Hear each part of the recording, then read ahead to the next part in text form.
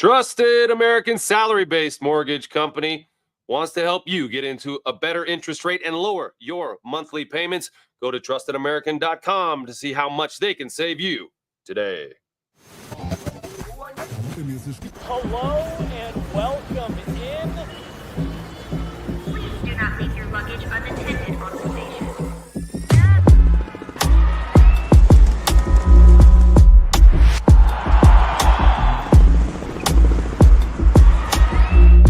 Welcome to the show.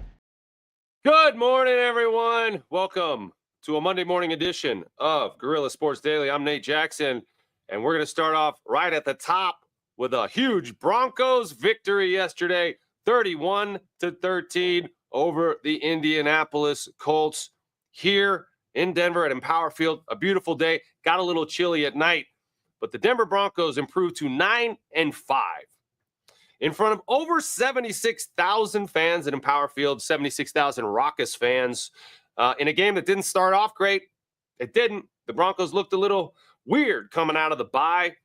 And you remember, they had a bye week last week, and so did their opponent, the Colts. Both teams coming off a bye. The Indianapolis Colts were 6-7 going into this game and really needed a win. And they were playing like it. They looked like the more game opponent, at least in the first half, until a very crucial play turned the tide, and we're going to talk about that in a little bit. But right off the bat, the Denver Broncos, who, you know, we're coming off a bye, and a lot of times when you got a coach like Sean Payton, a coach who's been around as long as he has, and there he is happy after the victory, but in the first half, he wasn't smiling because the Broncos were not playing well. Once again, the Denver Broncos came out of the gate and had a slow first quarter. Kicked the ball off to the Indianapolis Colts, and the Colts drove down the field and scored on their opening drive. It looked pretty darn easy. And we talked about this a little bit on off-field last week. The Broncos' point differential by quarter. The first quarter is their worst quarter for whatever reason. Now, there's an element of that relates to the philosophy of Sean Payton when you win the coin toss. Whenever they win the coin toss, Sean Payton likes to defer to the second half. And what does that mean? That means the other team is going to accept the ball, because deferring to the second half, if for those who don't know, means that they're going to ask you at the beginning of the second half, do you want the ball or do you want to kick it off? Sean Payton likes to defer if he wins and give the choice to the other team in the first half, and then I get the choice in the second half. Every once in a while, you face a coach who's not very intelligent on the other side, and he says, after you defer, he says, we want to kick it. Okay, then we'll take the ball in the first half and the second half, because in the second half, it's our choice. Anyway, Sean Payton likes to defer and take the ball in the second half. Why does he like to do that? Because he likes to try to tilt the game to his advantage and end up with an extra possession. But this means that you're going to kick the ball off, and in that first quarter, you might get one fewer possession than the other team, maybe 2 possessions to 1, which could contribute to the Broncos having a minus point differential in the first quarter and positive plus point differentials in every other quarter so far. But that doesn't change the fact that the Colts marched right down the field and scored a touchdown. And Anthony Richardson, I was down there on the field. Anthony Richardson is a big man. He's a very good athlete. He's very strong. Aside from that drive and that touchdown run that he had there, he was shaking off tacklers, would-be sackers with ease. The thing Anthony Richardson doesn't have is an accurate touch on his throws. He's got a laser arm. He could probably throw it 100 yards down the field, but Anthony Richardson is not very accurate, and he doesn't know when to take a little bit of that strength off the ball. It makes it hard for his receivers, and you saw that all day yesterday. But the Broncos came out of the gate a little bit rusty, a little bit slow, maybe just kind of working out the kinks after the bye week. Sean Payton, 10-6 after the bye in his career. Now he's 11-6, but our buddy Bo Nix, who is in the conversation for Rookie of the Year, Offensive Rookie of the Year, and some folks had him sort of moving ahead of Jaden Daniels in Offensive Rookie of the Year conversations. Well, he struggled yesterday. He threw 3 interceptions and probably his worst game as a pro. He ended up throwing 3 touchdowns, though, but he went 20 of 33 for 130 yards. And, well, it just didn't look good early on for Bo. And Bo talked about it. He was asked about his interceptions after the game. Here's what he said. The first one, it happens fast, whatever. The second one happens, wasn't a very good throw. So you get over there and you're like, what am I doing? That was, a bad play. And then the third one, the guy jumped it, honestly made a really good defensive play. I was like, was I late? What could I have done differently? But I thought, sometimes those guys make good plays. And, but regardless, that's three. And it gets to where you feel like, man, every time I throw it, is it going to be picked? And, you start having those mental thoughts. But it's, it's challenging. It's probably the toughest part of our position because, you know what you're capable of. You know that, the read, how to, your footwork, how to go through it. And then, you just got to keep from being gun shy and keep from being, don't let one turn into another, false vision and just see things that aren't actually there. And, I felt like I saw the game well today, but, that didn't keep me from, not turning the ball over. So, what is it? I got to, get back to the sideline and regroup. And I feel like the guys over there do a great job of keeping me encouraged and, reminding me that it's a long game. Go out there and do what you do. But it's I'm not gonna lie, it's tough. You start getting a little bit in your head and you start questioning, what am I actually seeing it? Am I, what was that? And so it's tough. Thoughtful response from a thoughtful young man about the pressures of the quarterback position and the psychological process of when you start throwing interceptions. What happens to your brain? What happens to your mind? What happens to your body, your technique when things aren't going your way? This is a team sport. And for a guy like Bo Nix, a guy who understands football very well, you got to remember he had 61 starts in college. For a little bit of context, his opponent yesterday, Anthony Richardson, only 13 starts in college and 13 in the pros.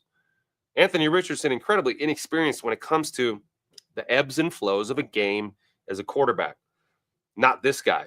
He came into the league with some sort of old soul type of football wisdom that you hear him imparting there. It's like anything in life, not just football. What do you do when you make a mistake? Do you still believe in yourself and trust your process and trust your training and trust all the hard work you've done and keep going forward? Or do you start getting gun shy? Do you start tensing up? It's like a shooter in basketball. If you go 0 for 10 in the first half, do you stop shooting? Or do you come out in the second half, trust your process, and keep shooting?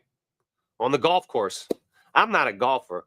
I'm actually a really bad golfer because I want to hit it as hard as I can all the time. I'm trying to grip it and just rip it. But that's not golf, is it? You got to relax, trust your technique. Or like a kicker, like a field goal kicker who's got the yips. You miss it. You remember this, I forget the kicker last year, missed 3 extra points in a single game. It's because his brain was messed up. He wasn't trusting his own process. He wasn't trusting his training. Bo Nix articulating there that you got to trust your training. And also lean on your teammates who are encouraging him. This is a team sport. A team sport, guys. And you saw that yesterday if you watched that game at Empower Field, the offense playing very poorly. If I'd have told you that the Broncos had 13 first downs all game, 121 yards passing all game, 72 yards rushing all game, under 200 yards of total offense all game, and they still scored 31 points, you'd think I was crazy. But that's exactly what happens when it's a total team win. All three phases working together. It's not just about your quarterback. It's not just about your defense. It's about every guy, every swinging Richard on that team who's out on the field contributing to the victory. And you saw that from the offense, the defense, and the special teams. Now, the defense didn't play a perfect game. They got gashed for 149 yards on the ground. Jonathan Taylor looking pretty good there. Well, yep, there he is. Until that moment, the things changed. Jonathan Taylor with maybe the most unfortunate play of his career, maybe the most unfortunate play of this entire NFL season, and a play that he's never going to live down. This is a very good running back who's had a lot of success in this league and has a lot of respect from people around the league. And yet, they already had a lead. I think they were up 13-7, and he has a long touchdown, and he drops the ball before he crosses the goal line. Now, when these guys are moving as fast as they are, and they are moving very, very fast, an awareness of where the lines are and exactly where you are on the field is a little bit lacking. So any sort of, I don't know, any sort of funny stuff you want to do with the ball when you're crossing the goal line, just don't do it. Hold on to that ball. Hold on to it all the way back to the back of the end zone and then spike it or even take it home. Give it to the equipment manager on the sideline. Jonathan Taylor clearly lost his mind in that moment, dropped the ball before the goal line. It's a touchback. The Broncos get the ball, and the momentum shifted at that point, and the Broncos took control of the game. Now, this was the talk of the locker room after the game, and Jonathan Taylor is going to have to answer for it. But here are a variety of folks talking about that play. You mentioned that 10-minute window in the game where it kind of broke open. What was the key and the turning point, the one turning point you'd point to in this game? Well, certainly Benito's play. That runner dropping the ball on the goal line still, like, that was something. I mean, you go from scoring 7 to the other team, like a turnover. If one of you guys did the Jonathan Taylor touchdown celebration, let go of the ball, what would the coach's reaction be to that? I mean, some guys would have more leeway than others. Cortland Sutton would have way more leeway than me, but I think I'd be done for the game. Unless it was special teams or something, offensively, that's it. You know, Coach Payton's real strict about that. He's real strict on turnovers, but yeah, thank goodness that happened for us and not on us. I probably wouldn't be talking to y'all boys right now, to be honest with you. I think a lot of boys, I think I saw an interview of Coach Prom saying that if one of them boys do that, they might as well keep running because they're not going to be on the team no more. I would not want to have a conversation with Coach Payton after doing something like that. You got to finish through the end zone. That was a really big momentum swing in the game. You know, they had a chance to go up 13, I think, at that point in the game, and I mean that would have been a huge momentum swing for them, and it wound up being a backfire and a momentum swing for us, being able to go out there and find a way to capitalize on what they did. And so I don't even want to imagine what that conversation would be like if one of us would have did that. Yeah, I think that'll be difficult for the coaches and everyone of his teammates. It'll just be difficult, and I don't get it. Yep, it would be difficult. I don't get it. I'd cut his ass right there, tell him to pack his bags. See you later. Here's a one-way ticket to I don't give a crap where you go. Get out of here. You know, that's a huge mistake.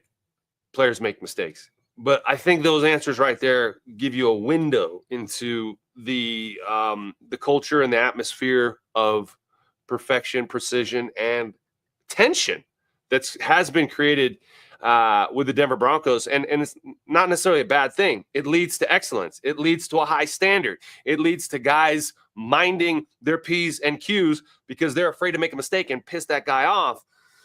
Sean Payton doesn't take kindly to mistakes. Marvin Mims talking right there about, look, I wouldn't finish the game. And I think it might even be stronger than that. Sean Payton might not let you finish the season if you made that kind of a mistake. Marvin Mims talking about how Sean Payton harps on turnovers, right? Although Bo Nix threw 3 picks yesterday, turnovers are going to lose you a game. Despite the Broncos' 3 turnovers, the Colts had 5. One of those turnovers was right there. That self-induced fumble by Jonathan Taylor out of the back of the end zone. But also 2 interceptions thrown by Anthony Richardson and 2 more fumbles by the Colts. That's 5 turnovers. You're not going to win a game with 5 turnovers. I mean, it's happened in the history of the world maybe a couple times, but you're not going to win a game with 5 turnovers. Cortland Sutton alluded to it after that game. It was it would have been 20-7 at that point. It was 13-7 at that point.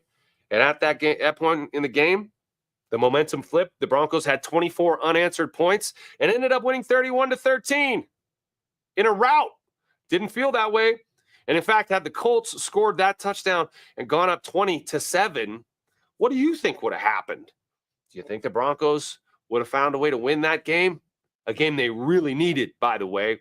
A game that has put them firmly in the playoff race, a game that has moved them ahead of the LA Chargers in the standings, which is bringing up a crucial, very important Thursday night nationally televised game this Thursday in LA. The Broncos going on the road to face the Chargers. The Chargers are now 8-6. Yep, after falling to the Tampa Bay Buccaneers yesterday, and the Broncos are now 9-5. The 9-5 Broncos have their playoff destiny in their hands and control exactly what happens henceforth. However, it's not going to be easy. These games lining up against these next 3 games are against very good opponents. The Chargers have a ton to play for. And you got to remember, the Chargers came in here and beat the Broncos pretty soundly about a month and a half ago. They actually pushed the Broncos around. It was one of the Broncos' worst performances of the season. And so you wonder, was that a game plan thing? Did the Chargers have the Broncos' number? Coached by Jim Harbaugh now. Is Sean Payton going to be able to have something for the Chargers and push back against that sort of bully ball, ground attack, fire out, let's control the pace of the game type of game plan that they did? Well, it's going to be interesting to see what type of game plan Sean Payton could put together on a short week, okay? Because a Thursday night game, you don't have all week to do what you normally do preparation-wise. But I think the good thing is Broncos did just come off of a bye, so I'm sure they spent some of that bye week, at least the coaches did, creating this game plan and preparing on how to attack this short week in a very important game against the Chargers. The Broncos, if they're to win this game against the Chargers, get to 10 wins. 10 wins with 2 games left, guys. 10 wins. Now, the Las Vegas Sharks, the Brainiacs in Sin City who crunch the numbers and figure out betting lines and try to get the public to bet, had the Broncos winning 5.5 games this year. That's it. They thought they were going to be garbage. Everyone did. PFF, PFF, or as I like to call them, I don't have a ton of respect for PFF, but they have wedged themselves into the conversation and provide data that people use quite often to describe why things happen in the NFL. Well, PFF had this Broncos team, this 9-5 Broncos team, that's 1 win away from double-digit wins and really knocking on the playoffs door. PFF had this roster as the 32nd best roster in the NFL. 32 teams, 32nd best. That means the worst. PFF thinks that the Broncos players are the worst players in this league. And I hope they took that to heart. I always knew it was BS because this team is a young team. It's not that they're a bad roster. They were unproven, but now they're changing some minds and changing some hearts by the way they're playing. Now, yesterday, they played as a team. They came together as a team to get that win and do things that nobody thought they were going to. Want to give a shout out to a couple of the high performers in that game. Marvin Mims with some big returns there. Now, we do talk about offense and defense, but the special teams unit came to play. And Marvin Mims had a 60-yard return that put him in really good position. And that wasn't his only good return. He was, making moves all day. There were a lot of creases there. And when there are creases in that return game, it's not just Marvin Mims that's balling. Let's give Marvin Mims his props. But let's also give the entire return unit props because that means that they're blocking their guys. Okay, they're creating those lanes. They're doing their jobs. Some people don't think special teams matter. They think that that's the time you get up and go to the bathroom or go get yourself a beer or a hot dog, right? The kicking game doesn't matter, but you saw that yesterday that it absolutely can be a catalyst to a momentum shift. That's why, for me, I hate the kickoff rule so much. The new kickoff rule sucks so bad. What do you guys think? Do you like the new kickoff rule? I can't imagine anybody does. I can't imagine the competition committee of the NFL wants to keep it that way. Because have you seen one exciting kickoff return? Now, when I played for the Broncos, I was a special teams player. And I played, a kickoff return, punt return. One of the things I loved and learned to love, but it was a sort of an anxiety-producing reality is that I knew I was going to be on the field on the first play of the game, and it was going to be a very intense play. I had to sprint all the way down the field and go try to tackle somebody, and I had guys coming to try to block me. Or if I was on kickoff return and you flipped it, I knew I had a very difficult job of turning around and sprinting 25 yards, spinning around and trying to block a dude running full speed. It was so intense, but it was the right way to start an intense sport. An intense game was with an intense play. And guess what happens when you have a good kickoff? And someone goes down there and makes a big hit or tackles them inside the 15. Everyone gets juiced, and then your defense comes out, and they're excited. It's momentum. It's energy. That's what football is, and you saw that yesterday when Jonathan Taylor made that bonehead play. It switched the momentum. Football is all about energy and momentum, okay? Because both of these teams are very good. Both of these teams practice the same amount of hours every week, the same amount of time studying, the same amount of film, the same amount of lifting. It's all the same, guys. And these players are taken from the same pool of talent that all the scouts in the league scout, and they all pretty much agree that these are the talents that we're going to choose from. And then when you get your choice, you choose the guy you think is going to work best, but they're all relatively the same level of talent on every single NFL team. So what separates the good teams from the bad ones? What separates good NFL teams from bad ones? Coaching. Coaching is what it is, number one. And the Broncos have themselves a very good football coach who staffed his coaching staff with very good football coaches. And you can see that when the Broncos start off slow, they don't fold up. They don't start pointing the finger. They don't get sad and sulk. They believe that they're going to get the job done, which is incredibly rare for a young team like this. A young team with a young rookie quarterback as their leader are still finding ways to win games in which they're not playing their best football. And the cool thing about it, those types of wins, is you go back the next day and you really get to coach these guys up. You really get to talk about the things they didn't do well, but not have the pall of a loss cast over the facility. You actually found a way to win. It was an incredibly emotional, exciting game that put you to 9-5. A winning record for the first time in almost a decade, and yet look at all this stuff we did wrong, guys. Imagine how well we're going to be playing when we can start cleaning this stuff up. Incredibly valuable game that just occurred yesterday. Incredibly valuable. The coaching tape that these guys are going to watch today, probably watching right now, sitting in those chairs, feeling good about a victory, but understanding that there's a lot to clean up and a short week. There's a lot to do, not a lot of time to do it. So the season rolls on. But the Denver Broncos are now 9-5, firmly in the playoff hunt. You got to remember the Colts were still in it at 6-7 before yesterday. Now they're 6-8, all but out of it. The Dolphins, all but out of it. The Broncos do control their own destiny with the Chargers, the Bengals, and the Chiefs remaining. So, want to give a shout out to Brandon Jones. A big interception on a really awesome play. You don't see safeties go and high point the ball like that and secure it with those types of ball skills. I mean, we've seen that around here with Justin Simmons. Justin Simmons gone, replaced by Brandon Jones. And I couldn't be more excited about what Brandon Jones is doing for this team. Dare I say that Brandon Jones has been an upgrade from Justin Simmons. I don't want to disparage the work that Justin Simmons has done, but I think the completeness with which Brandon Jones is playing this game is definitely not a downgrade from what Justin Simmons has been doing. In fact, Brandon Jones is a better tackler, or seems to be a better tackler than Justin Simmons, and he's been able to have the range in the secondary to make plays like that. So props to Brandon Jones for making that play, and props to Adam Troutman, tight end Adam Troutman, for that really nice that seam route touchdown. Although I will say that was just an amazing play design, and there was a lot of guys open on that play. Adam Troutman wide open in the seam.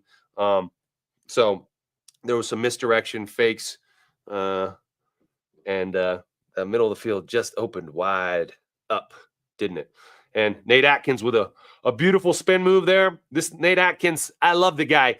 Not just because Nate Atkins sounds a lot like Nate Jackson, and we played a similar position, although this guy is a jack of all trades. He can play fullback. He blocks his butt off He plays all the special teams. He's a gritty type of football player that you want on your team. And he's showing that he has some ball skills as well, some untapped potential there that's going to continue to bear fruit. So props to Nate Atkins for that touchdown catch and Adam Troutman. 2 tight ends getting into the end zone yesterday, and the Broncos improved to 9-5. All right, the Denver Broncos, not the only football story of the weekend. Want to touch on our boy Travis Hunter bringing home the Heisman Trophy. That's right. Travis Hunter, there he is, representing CU and representing Boulder and representing the entire state of Colorado in New York this weekend and bringing home the Heisman over the running back from Boise State, Genty, who actually did get a lot of first-place votes as well. I know that. Look at Travis, just enjoying the moment, not taking it too seriously. And did you hear his acceptance speech from the heart? Thanked everybody he had to thank. Incredibly well-spoken and emotional in the moment.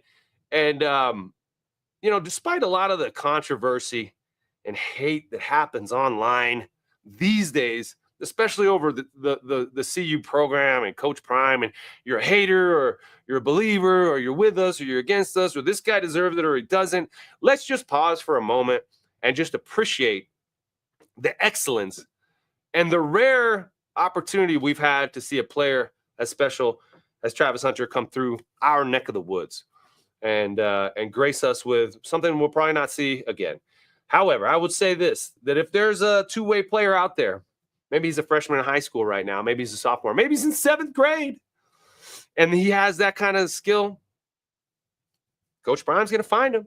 And guess where he's going to want to come play? That kid. Right here. Because Travis Hunter, when he was being recruited, articulated that he wanted to play both ways, and most coaches said, no, we're not going to let you do it. Coach Prime said, yes, I'll let you do it, but only if you dominate at corner first, which he did. And then Coach Prime used him on both sides of the ball. This guy has uncommon ball skills. And it will be interesting to see, number one, where he's drafted. Number two, how he is used in the NFL. But that is for a later conversation. For now, let's just all bask in the afterglow of witnessing greatness.